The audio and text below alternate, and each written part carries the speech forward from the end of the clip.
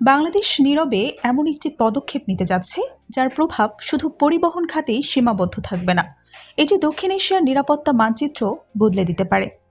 ভাবুন তো, বহু বছর ধরে বন্ধ পড়ে থাকা সীমান্ত ঘেঁষা একাধিক বিমানবন্দর আবারও সক্রিয় করা হচ্ছে।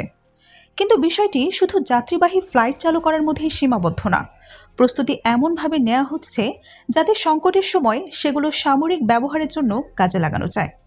এবং এখানেই শুরু হয়েছে বড় আলোচনা, কারণ এই বিমানগুলোর অবস্থান এমন সব অঞ্চলে যেগুলো ভারতের উত্তর পূর্বাঞ্চল, শিলিগুড়ি করিডর, সীমান্ত নিরাপত্তা এবং আঞ্চলিক শক্তির ভারসাম্যের সঙ্গে সরাসরি সম্পর্কিত।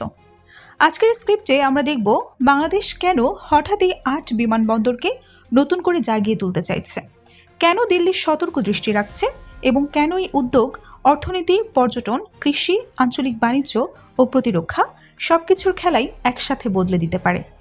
শেষ পর্যন্ত থাকুন, কারণ এই গল্পে রানওয়ে আছে, রাজনীতি আছে, পুরনো অবহেলার ইতিহাস আছে, আর আছে ভবিষ্যতের শক্তিশালী বাংলাদেশের এক নতুন রূপরেখা।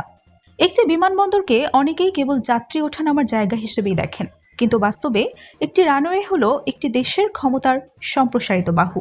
যেখানে বিমানবন্দর আছে সেখানে আছে দ্রুত সংযোগ, যেখানে দ্রুত সংযোগ আছে সেখানে আছে বাণিজ্য, আর যেখানে অবকাঠামো সামরিক মানে তৈরি করা যায় সেখানে আছে জরুরি মোতায়েন, নজরদারি, লজিস্টিক, উদ্ধার অভিযান, এমনকি আকাশ প্রতিরক্ষার নতুন স্তর।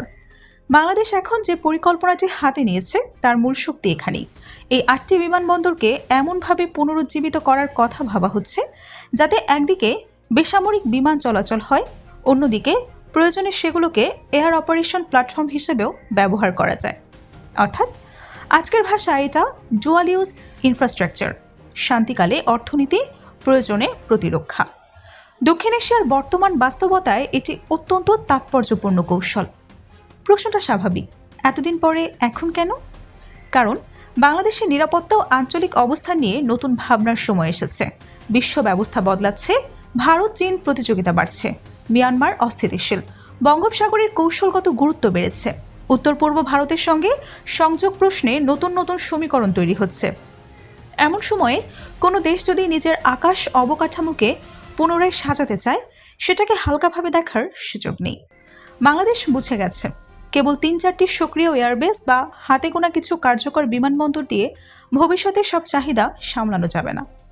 বিমান বাহিনীর প্রশিক্ষণ, মেডিকেল ইভাকুয়েশন, সরঞ্জাম স্থানান্তর, দ্রুত টহল, এসবের জন্য ছড়ানো অবকাঠামো দরকার। এখানে ৮টি পুনরুজ্জীবিত বিমানবন্দর মানে ৮টি নতুন বিকল্প, আর বিকল্প যত বাড়ে কৌশলগত নিরাপত্তা তত মজবুত হয়। এখন আসা যাক সবচেয়ে আলোচিত দিকটিতে, ভারত কেন এত গুরুত্ব দিচ্ছে? এর উত্তর লুকিয়ে আছে মানচিত্রে।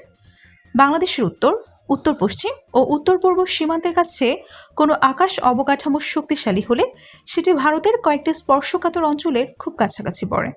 বিশেষ করে ভারতের উত্তর পূর্বাঞ্চল এমনিতেই মূল ভূখণ্ড থেকে ভৌগোলিকভাবে বিচ্ছিন্ন ধরনের একটি সংবেদনশীল এলাকা। তার উপর শিলিগুড়ির সরু করিডোর, যেটিকে অনেকে ভারতের লাইফলাইন নেক হিসেবে দেখেন। দিল্লির নিরাপত্তা মানসিকতায় সবসময় অতি সংবেদনশীল বিষয়।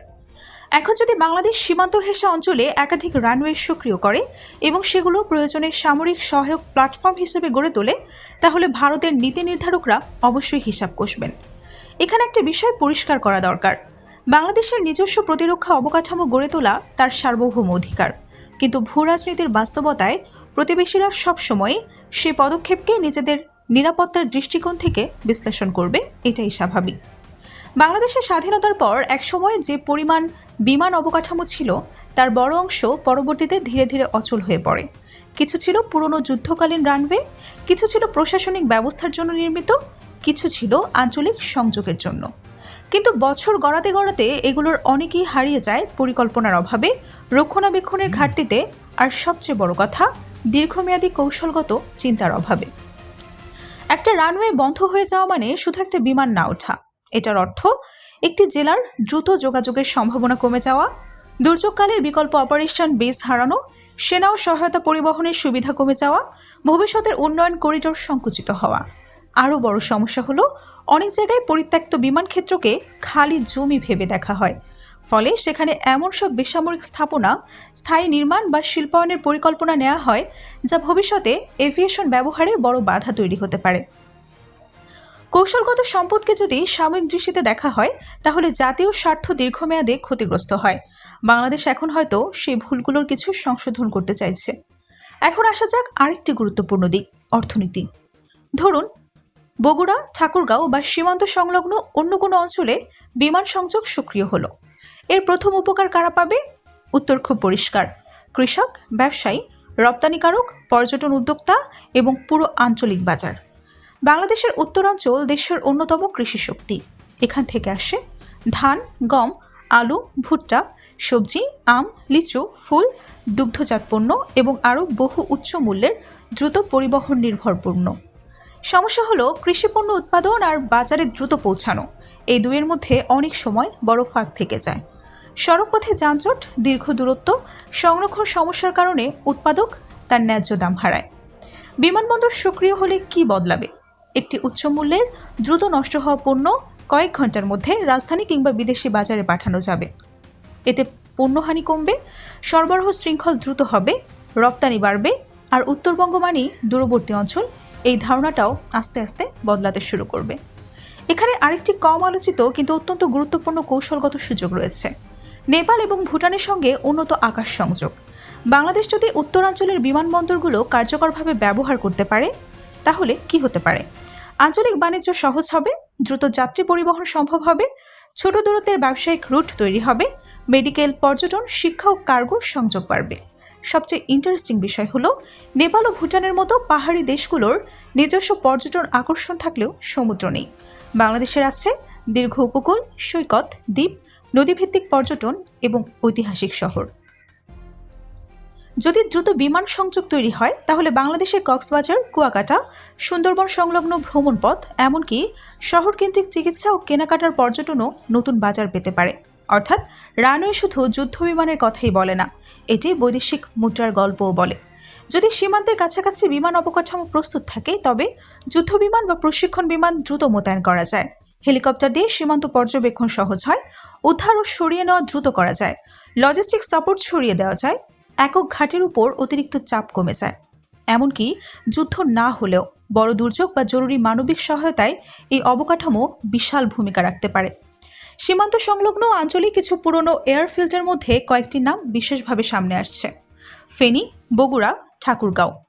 দক্ষিণ পূর্ব অংশে অবস্থানগত গুরুত্ব অনেক রয়েছে ফেনীর। বন্দর, সীমান্ত, উপকূল এবং আঞ্চলিক সামরিক লজিস্টিক চিন্তায় এটি সংবেদনশীল। বগুড়া উত্তরবঙ্গের কেন্দ্রভাগে হওয়া এটি কৃষি, ব্যবসা, আঞ্চলিক কার্গো এবং অভ্যন্তরীণ সংযোগে বড় ভূমিকা রাখবে। ঠাকুরগাঁও উত্তর সীমান্তের কাছে হওয়ায় এর কৌশলগত ও বাণিজ্যিক সম্ভাবনা দুটোই আছে। যদি এই ধরনের কয়েকটি বিমানবন্দর বাস্তবিক অর্থে মানসম্পন্নভাবে সক্রিয় হয় তাহলে বাংলাদেশের মানচিত্রে উন্নয়নের নতুন পকেট তৈরি হতে পারে। সুতরাং বাংলাদেশের সীমান্তলগ্ন 8 বিমানবন্দর পুনরায় সচল করার উদ্যোগকে এক লাইনে ব্যাখ্যা করতে হলে বলা যায় এটি একই সঙ্গে প্রতিরক্ষা, অর্থনীতি, কৃষি, পর্যটন, বাণিজ্য এবং সার্বভৌম কৌশলের প্রকল্প। আপনার কি মনে হয় এই বিমানবন্দরগুলো মূলত অর্থনৈতিক উন্নয়নের জন্য বেশি গুরুত্বপূর্ণ নাকি সামরিক দৃষ্টিকোণ থেকেই এগুলোর আসল মূল্য? কমেন্টে লিখে জানান। ভিডিওটি তথ্যবহুল মনে হলে শেয়ার করুন। এমন গভীর বিশ্লেষণধর্মী স্ক্রিপ্ট ও ভূ রাজনৈতিক গল্প আরও পেতে সাবস্ক্রাইব করে সঙ্গেই থাকুন। দেখা হবে পরের ভিডিওতে।